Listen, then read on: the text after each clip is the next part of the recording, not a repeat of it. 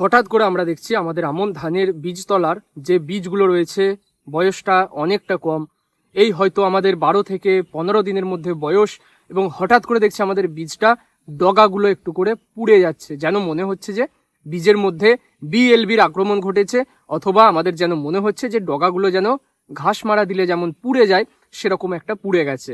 তো এই যে সমস্যাটা বর্তমানে এসেছে, আমন ধানের বীজ আপনারা যারা ফেলেছেন লক্ষ্য রাখবেন যে হঠাৎ করে অনেকেরই কিন্তু বীজতলা ডগাগুলো লাল হয়ে যাচ্ছে। ডগাগুলো যেন লাল আমি বলবো না, ঠিক ডগাগুলো পুড়ে যাচ্ছে বলবো কথাটা। তো পোড়া পোড়া ভাব একটা বেশ একটুখানি বলতে পারেন যে বড় সমস্যা হয়ে দাঁড়িয়েছে কৃষকদের জন্য।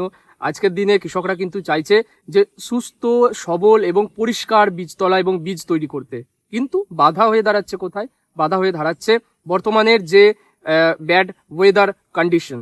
তো ব্যাড ওয়েদার কন্ডিশনের জন্য কি হচ্ছে না, হঠাৎ করে আপনারা দেখলেন মাঝখানে দুদিন প্রচন্ড রোদ প্রচন্ড তাপ, আবার হঠাৎ করে এখন দেখছেন যে প্রচন্ড বৃষ্টি।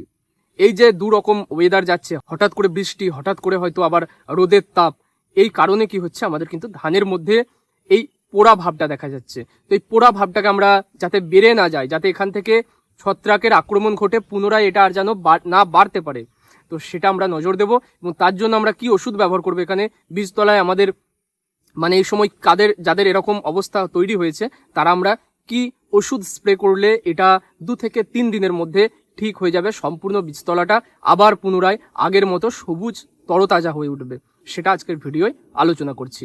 কেন হয় বা কি কারণে হচ্ছে সেটা আপনাদের কাছে আমি জিনিসটা একটুখানি ভেঙে রাখলাম। এরপরে হচ্ছে এটা কিন্তু যদি আপনারা রুখতে চান, যদি চান যে হ্যাঁ আমরা বীজটা ডগা থেকে একদম নিচে অবধি সবুজ সতেজ রাখতে চাইছি, এই যে রোগটা আমাদের এখন এসেছে এটাকে আমরা নির্মূল করতে চাইছি, তাহলে আমরা কি ওষুধ ব্যবহার করব। তো আমি আমার বীজতলায় প্রথমে আপনাদেরকে এই যে রোগটা এসেছে সেটা আপনাদেরকে আমি চাক্ষুষ দেখাই। কারণ হচ্ছে আমি ভিডিও করছি মানে এমন নয় যে আমার বীজতলায় বা আমার ধানে বা আমার আলুতে বা আমার ফসলে কোনো রকম রোগ থাকে না বা নেই, রোগ রয়েছে, এবং সেটা গফিলতির জন্য এসেছে আমি বলবো, কারণ অ্যাডভান্স আমি কোনো রকম এখানে ওষুধ ব্যবহার করিনি, ছত্রাকনাশক ব্যবহার করে রাখিনি বা হয়তো ব্যাকটেরিয়া নাশক ব্যবহার করে রাখিনি। কারণ আমি যে মতে বিশ্বাসী যে বীজটা যতদিন না একটা নির্দিষ্ট বয়স হচ্ছে এর মধ্যে কোনো রকম রাসায়নিক কীটনাশক ব্যবহার করা উচিত নয়। এখন যদি রোগ এসে থাকে, যদি রোগ এসে যায়, সেক্ষেত্রে বাধ্যতামূলক আমাকে ব্যবহার করতে হচ্ছে, কিন্তু তার আগে অবধি যতদিন না আমার বীজটা অ্যাটলিস্ট 20 দিন না পেরিয়ে যাচ্ছে ততদিন আমি এখানে চট করে আমি রাসায়নিক কীটনাশক ব্যবহার করি না। এখন বীজটার কিন্তু 20 দিন বয়স পেরোয়নি, আর তার আগে আমি কিন্তু সেই কারণে কোনো রকম ছত্রাকনাশক বা আলাদা করে এখানে কোনো স্প্রে, মানে ছত্রাকনাশকের কোনো স্প্রে আমি কিন্তু এখানে দিয়ে রাখিনি।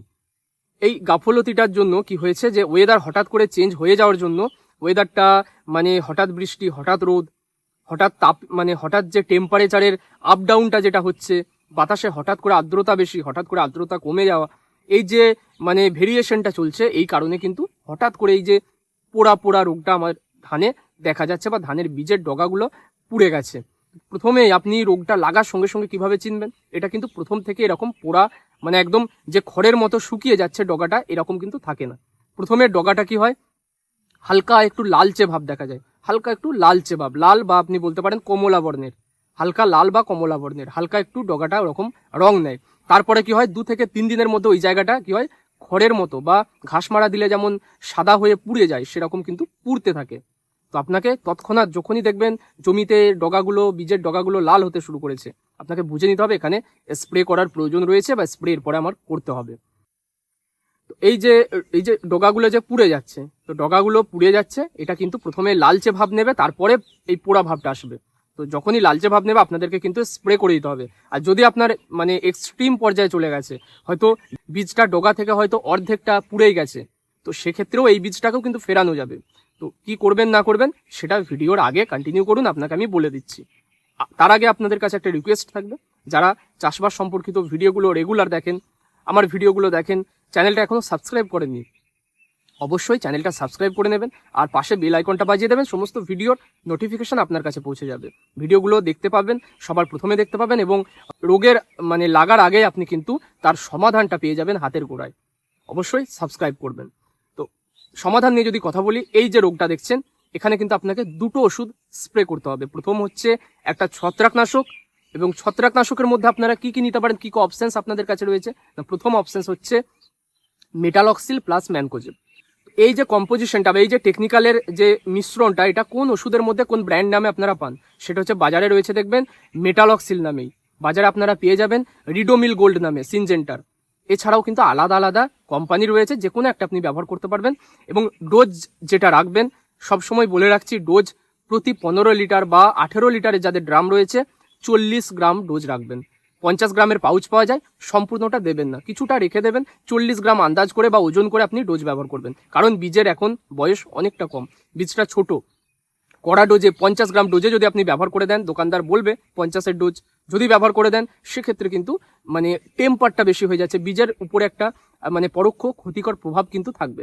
সে কারণে 40 গ্রাম ব্যবহার করবেন এবং যে কোনো ব্র্যান্ড নামে যাই পাবেন আপনি ব্যবহার করতে পারবেন। অল্টারনেট আর কি কি ওষুধ রয়েছে ছত্রাকনাশক হিসাবে না, অল্টারনেট ওষুধ বলতে এখানে কিন্তু কার্বেন্ডাজিম প্লাস ম্যানকোজেব আপনারা ব্যবহার করতে পারেন। কার্বেন্ডাজিম প্লাস ম্যানকোজেব কার মধ্যে পান না, স্প্রিন্টের মধ্যে পেয়ে যাবেন, ইন্ডোফিল কোম্পানির স্প্রিন্ট, অথবা কার্বেন্ডাজিম আলাদা করে কিনতে পাওয়া যায়, অথবা আপনারা কিন্তু হচ্ছে সাফ পাউডারও ব্যবহার করতে পারেন।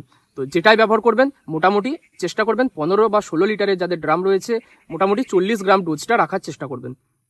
ঠিক আছে, এই গেল আমাদের ছত্রাকনাশক। দ্বিতীয় কি কম্পোজিশন আপনারা নেবেন? আচ্ছা, ছত্রাকনাশক আপনাদেরকে আমি এক গাদা নাম বলেছি, যে কোনো একটা ব্যবহার করবেন, এমন নয় যে সবগুলোকেই আমি নিতে বলছি। ঠিক আছে, এর সঙ্গে আপনারা একটা ব্যাকটেরিয়া নাশক নেবেন, বা একটা হচ্ছে আপনাদের বলতে পারেন মাইসিন জাতীয় কোনো একটা ওষুধ নেবেন, সেটা হতে পারে ভ্যালিডামাইসিন, হতে পারে স্ট্রেপ্টোমাইসিন, হতে পারে সেটা প্লান্টোমাইসিন। যে কোনো একটা মাইসিন জাতীয় ওষুধ ব্যবহার করবেন এবং সেটা ব্যবহার করবেন। যদি স্ট্রেপ্টোমাইসিন নিচ্ছেন, প্রতি 15 লিটার জলে 3 গ্রাম, 6 গ্রামের পাতা পাওয়া যায়, দুটো ব্যারেল বা দুটো স্প্রেয়ার মেশিন কিন্তু করা যায়, 3 গ্রাম নেবেন। প্লান্টোমাইসিন যদি ব্যবহার করেন সেক্ষেত্রে 8 গ্রাম নেবেন প্রতি 15 লিটার জলে। আর ভ্যালিডামাইসিন যদি ব্যবহার করেন 25 থেকে 30 ml নেবেন প্রতি 15 লিটার জলে। দুটোকে মেশাবেন, মিশিয়ে কিন্তু ছত্রাকনাশক এবং এই যে মাইসিন জাতীয় যে কোনো একটা ওষুধ দুটোকে মিশিয়ে সকালে শিশির পড়ে যাওয়ার পরে, অর্থাৎ শিশিরটা ঝরে যাওয়ার পরে অথবা বিকালের দিকে যে কোনো একটা সময় স্প্রে করে দেবেন খুব ভালোভাবে, পরিষ্কারভাবে, কিন্তু দেখবেন রোগটা কেটে যাবে, রোগটা 100% নির্মূল হয়ে যাবে। তো এই গেল সমাধান, এই গেল রোগ। বর্তমানে অনেক কৃষকের কিন্তু বীজতলায় এই রোগটা দেখা যাচ্ছে, তাই আমি ভাবলাম আপনাদের কাছে এই বিষয়টা নিয়ে আলোচনা করি, সলিউশন কিছু একটা দেওয়া যাক। অনেকের কিন্তু সমস্যাটা হচ্ছে, আমি নিজেও কিন্তু স্প্রে দিয়েছি গতকালকেই, এবং 2 থেকে 3 দিন পরে এর আপডেট আপনাদেরকে আমি আমার ইউটিউব চ্যানেলে শেয়ার করে দেবো যে বীজটা এখন কেমন বর্তমানে রয়েছে। 2 থেকে 3 দিন যখনই পেরিয়ে যাবে, রোগটা যখন সেরে যাবে, আপনাদের কাছে আমি আপডেট জানাবো। অবশ্যই চ্যানেলটা সাবস্ক্রাইব করে নেবেন তার জন্য। আর ভিডিওটা থেকে উপকৃত হয়ে থাকেন যদি, অবশ্যই একটা লাইক করবেন, আপনাদের একটা লাইক অনেক বেশি উৎসাহিত করে আমাকে ভিডিও বানিয়ে যাওয়ার জন্য। আজকে এখানেই শেষ করলাম। স্বাগতম এগ্রিট্যাকটিক্সে। আধুনিক কৃষি এবং সবজি চাষের কৌশল জানতে আমাদের সাথে থাকুন।